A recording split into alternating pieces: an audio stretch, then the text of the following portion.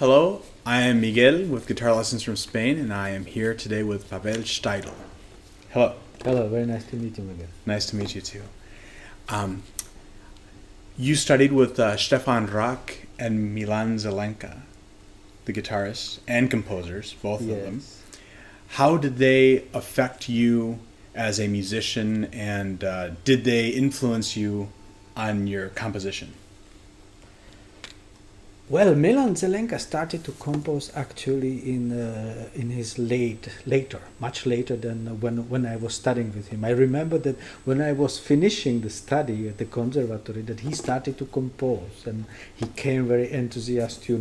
We should try some duos together. What he make? I remember the first name was Tio Pepe, because there was a bottle of. Tio Pepe. Jerez Tio Pepe. We said the name of the duo will be Tio Pepe.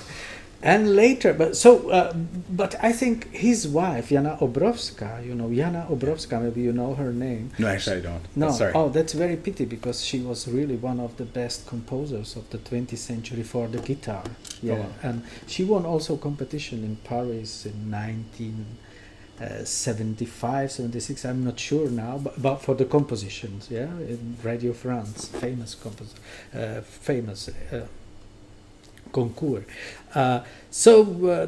It made me really somehow to be very connected also with the composers, and I loved very much contemporary music, and it was fantastic to try immediately pieces which were just ready. I was able to try them, so this was very important time for me. But then I started to study at the Academy of Performing Arts in Prague, and then I was with Štěpán Rak. Štěpán Rak is a very special personality, very special really, and I don't like to say bad, special. He's really great, one of the greatest talents I ever met for the guitar. And I think for me he was always a good inspiration to see the different colors, different effects, So actually what always was making guitar music interesting, to sound not only monotone, to, the monotony. For me, the monotony of the instrument is the biggest enemy of the beauty of the guitar. Yeah. So you must love Julian Bream. Oh, very much, of course. I love Julian Bream too. Yes. He's one of my favorite guitar players. Yes, of course. Who does not? Yeah, but I like also, the old guitar players, from the beginning of the 20th century, the first recordings, we have, of course, Andrea Segovia, but Ida Presti as well, but there were so many of these, Robledo, which studied with Tárrega, the pupils of the Tárrega, some of them are really incredible, and I'm happy to find always the good recordings of them. And there was a recording released, I think it was Canada. Last year. No, last year. It's like the circle. It's like the guitar circle or the circle of the guitar, and it's just like students of Tárrega, and it's got yes. I know. Yeah. I know that. Yeah.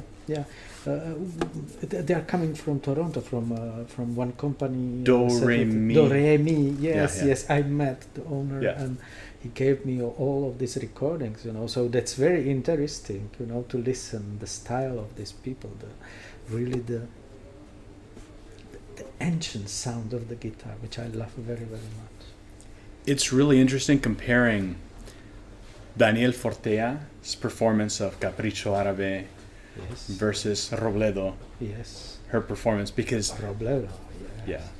I prefer her version. I prefer her version. I know. And when I compared, because I'm actually working on my own performance edition for myself of Capricho Árabe, because I played it when I was much younger, but right now I want to make like my performance edition.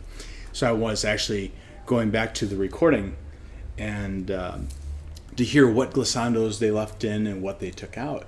And if you compare them, it's like night and day. Like Daniel Fortea takes them all out, and she has a couple of them in, but not all of them. So it's really interesting. And then she actually adds a glissando in the B section that's not in there. So it's it's interesting to see what the students of Tárrega actually did. Yes, of course. But you know, these things, they are always so personal. You know, how to use the vocalization of the melody. You know, everybody is singing a little bit different the song, which everybody knows. You know, and this makes it interesting, of course. Articulation and the vocalization, especially the vocalization of the guitar, was in that time, of course, very strong. And you cannot write everything in the notes, in the music. I mean, in the score. You need really to have a good musician with a good feeling for the music and with the heart for the music. Yeah. Wow. Intuition. That's very important. I think that the intuition now for us, if you play music which was brought in the 19th century, in the 18th century, you need intuition. You need really intuition. You need some additional informations, of course, from the literature. It is very important, you know, because these musicians, they wrote already so many good books about the performance, you know, how they were playing, how they felt it. That's very important. But still, I think it's very important to look very, very deep inside, you know, in yourself, and find what you want to say. The intuition is one of the most important things for the musician. It's like you share some message, you know, with your ancestors, which are not here already, but they left it in your the DNA. Yes, the DNA. Yeah. Interesting. It can be like that. Yeah. In my opinion, of course, but this is just my vision, you know. But I'm sure. This is really very important. You cannot learn it. You need to really go very deep in. Well, Aguado, he said, the music is full of the rules which you can find only very deep in your heart. Beautiful. That's beautiful. It's very beautiful. Yeah.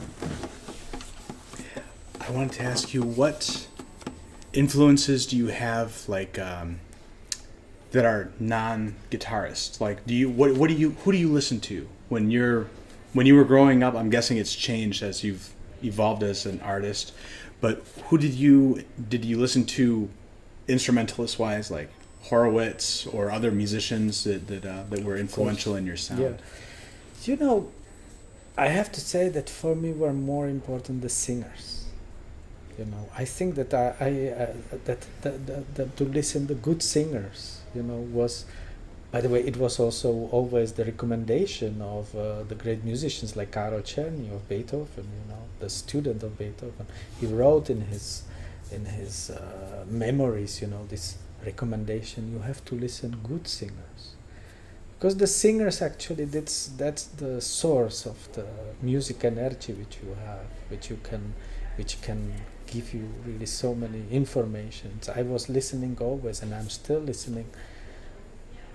The great singers, you know, of the century, like Beniamino Gigli, you know, and this great singers of bel canto and so on. There are so many, and also folk music, you know. That's also, I mean, it's so fantastic to listen the flamenco singers. It's fantastic to listen the singers of the South American music, you know, and it tells you about the soul of the music much more than if you listen only guitarists, of course, or you listen only instrumental music.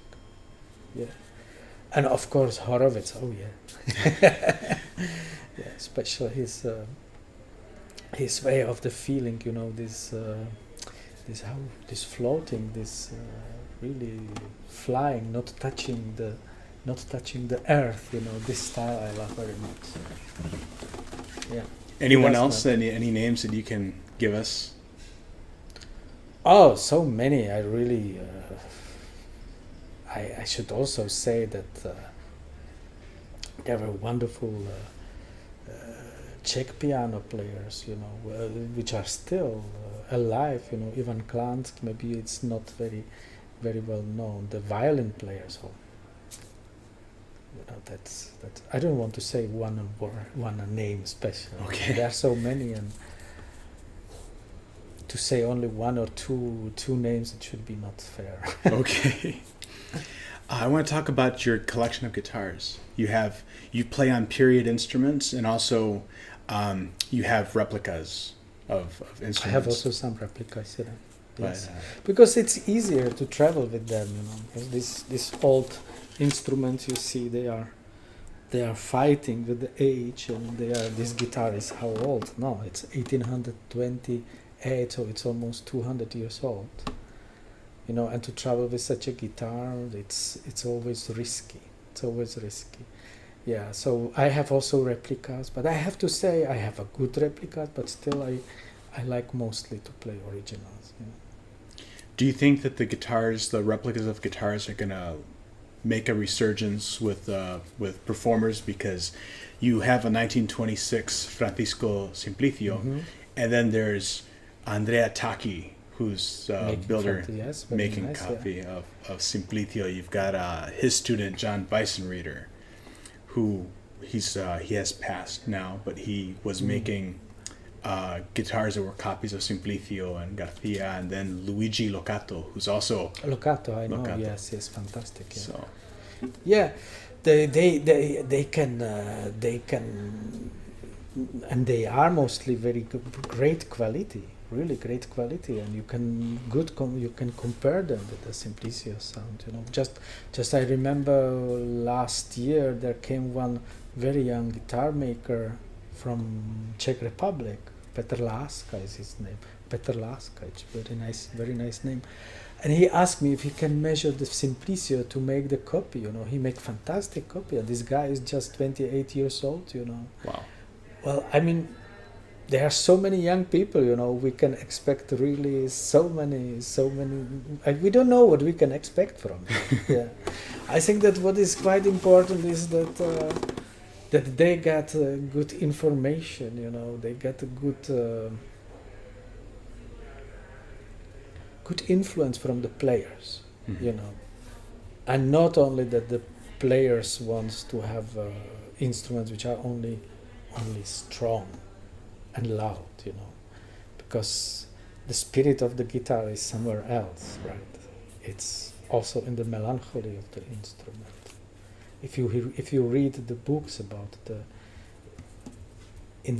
history, in some historic books, you know, that everybody they describe the guitar like a melancholy instrument on which the players can make such incredible effects, you know, that you should never understand that it's guitar.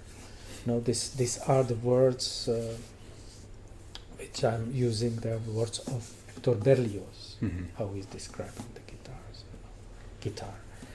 So I think that the players and the guitar makers, they must be somehow together, you know, and they should have a good influence, you know. Good influence. That's I see very often that the people they are concentrated to bring the guitar close to the piano, you know, which of course is also one possibility, you know. But I think the guitar should stay also. I said not only, but also the guitar, you know, and that the person can choose which style of the guitar he wants to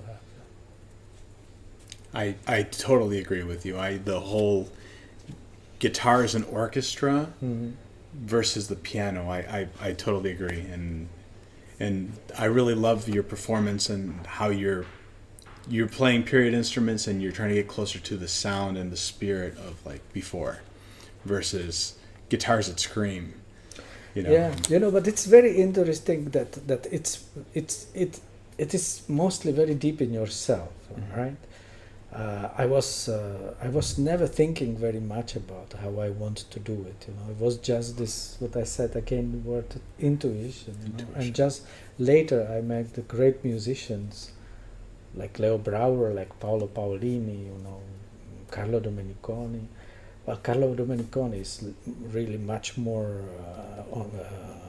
connected with the guitar, more like contemporary music and his music. But about the historical approach to that music, I learned actually quite a lot from Leo Brouwer, from Paolo Paolini, and they always told me, yes, you have to do it like that. You know, this is the appoggiatura. You know, you have to do it. You can wait there longer because it's musical accent, and so many things, you know, which you learn from them, which somehow justify what you are doing. You know? Because very often I played and they say, "Oh, it's too much. It's too much. Oh no, you cannot play like this. It sounds like gypsy, you know." I should say, "Yeah, I want to sound like the gypsy." Wow. Can you demonstrate for the viewers watching? Can you demonstrate for someone, because usually when people are beginning to interpret the music, can you give us some examples of for the young people what they should start doing since the beginning? Like, can you give us? Do you know, like? Yeah, to say how to do it. Yeah. Yeah, like. I have to tell you. Or what tips you would give? Sing. Sing. Listen the singers.